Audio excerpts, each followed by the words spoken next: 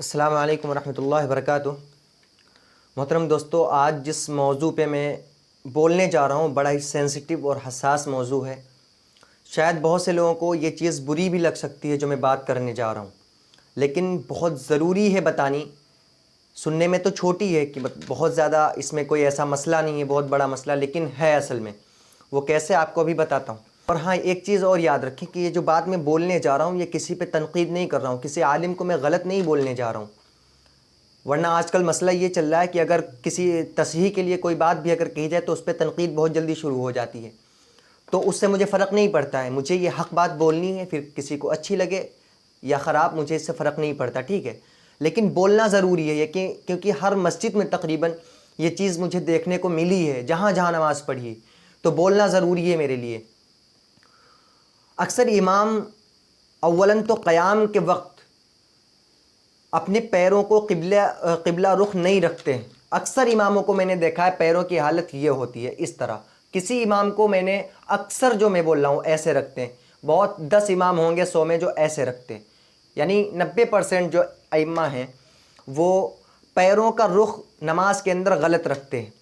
دوسری چیز، اس کے بعد اور سنتیں چھوڑ دیجئے، سب سے بڑا مسئلہ جو وہ تکبیرات کا ہے۔ نماز کے اندر جو تکبیرات کہی جاتی ہیں، تکبیر تحریمہ کو چھوڑ کے اور جتنی ہیں، رکوع کی، سجدے سے اٹھنے کی، یہ تمام تکبیرات جو ہیں یہ تکبیرات انتقالی کہی جاتی ہیں۔ اور تکبیرات انتقالی کا مطلب کیا ہوتا ہے کہ جب آپ رکن سے منتقل ہونا شروع ہوں تو آپ وہ تکبیر کہنا شروع کریں۔ لیکن ہمارے امام ایسا نہیں کرتے آج کل۔ پتہ چل رہا ہے قرأت کے بعد رکوع میں جاتے ہیں تو آدھے سے زیادہ جھک جاتے ہیں، تب رکوع کی تکبیر کہنا شروع کرتے ہیں، اور رکوع سے آدھے سے زیادہ اٹھ جاتے ہیں، اس کے بعد رکوع سے اٹھنے کی یعنی قومہ کی تکبیر کہنا شروع کرتے ہیں، سمع اللہ لمن حمیدہ۔ تو یہ غلط ہے۔ اس کے بعد جب سجدے میں جائیں گے تو آدھے سے زیادہ سجدے کی طرف پہنچ جاتے ہیں، اس کے بعد تکبیر کہنا شروع کرتے ہیں، آدھی تکبیر سجدے میں جا کر کے کہتے ہیں۔ تو یہ بہت غلط چیز ہے۔ اس سے فرق کیا پڑتا ہے میں آپ کو سمجھاتا ہوں۔ سجدے میں تو فرق نہیں پڑتا، اور دوسرے ارکان میں فرق نہیں پڑتا، لیکن رکوع سے اٹھنے میں فرق پڑتا ہے۔ وہ کیوں؟ تکبیرات انتقالی جو ہیں وہ سنت ہیں، اور رکوع سے قومہ کی طرف اٹھنا یا قومہ کرنا یہ واجب ہے۔ اور ہمارے فقہا نے لکھا کہ اگر کوئی انسان رکوع میں امام کو پا لے، حتی الامکان کہ وہ سیدھا ہو جائے یا ایک مرتبہ تکبیر کہہ لے، تو گویا کہ اس نے رکعت پا لی۔ اب وہ رکعت پانے کا، رکوع میں امام کو جو پانے کی جو بات کہی گئی وہ تکبیر کے اعتبار سے نہیں، بلکہ امام واقعتاً رکوع میں ہو، رکوع سے اٹھنے میں اس کا اعتبار کیا جائے گا۔ تو اب کیا ہو رہا ہے، ہمارے جو مسبوق حضرات ہوتے ہیں وہ آتے ہیں، انہوں نے امام کو رکوع میں دیکھا، فوراً انہوں نے رکوع کیا، حالانکہ جب وہ رکوع کیا انہوں نے تب تک امام کھڑا ہونا شروع ہو چکا تھا، لیکن امام نے تکبیر جو کہی ہے وہ آدھے سے زیادہ سیدھا کھڑا ہونے کے بعد میں کہنا شروع کی، تو اس کی رکعت فوت ہو گئی۔ لیکن امام کے تکبیر کہنے کی وجہ سے، کیونکہ ظاہر ہے امام نے جب دیر میں تکبیر کہنا شروع کی تب تک اس نے ایک بار کم سے کم سبحان ربی العظیم تو کہہ لیا جو مسبوق تھا، تو یہ کیا سوچے گا کہ اس کو اس کی رکعت مل گئی ہے، حالانکہ رکعت اس کی چھوٹ گئی ہے۔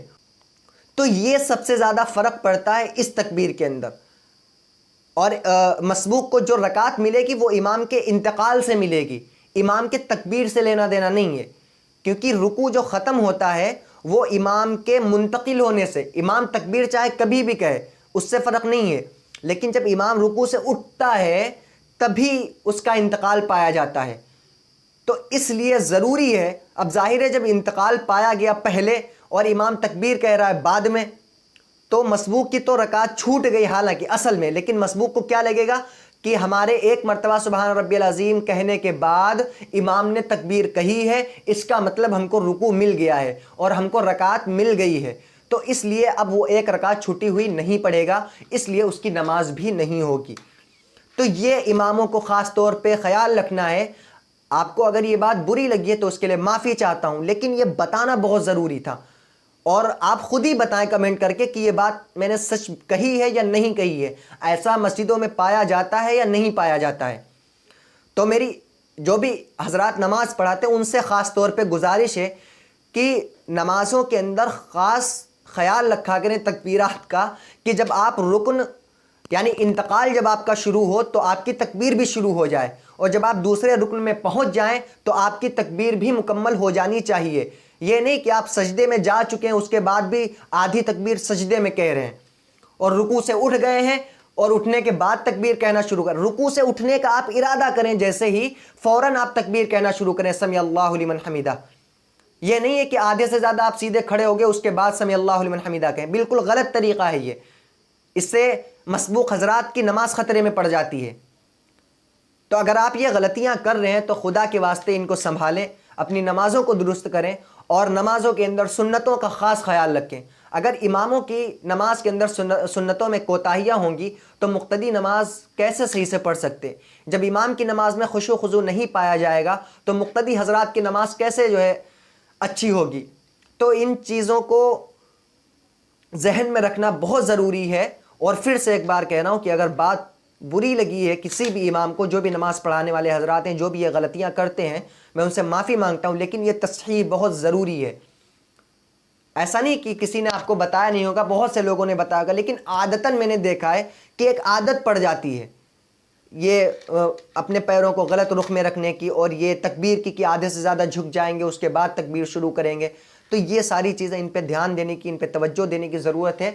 خدا کرے کہ ہم سب ان باتوں پر عمل کرنے والے ہو جائیں۔ اللہ ہم سب کو عمل کی توفیق عطا فرمائے۔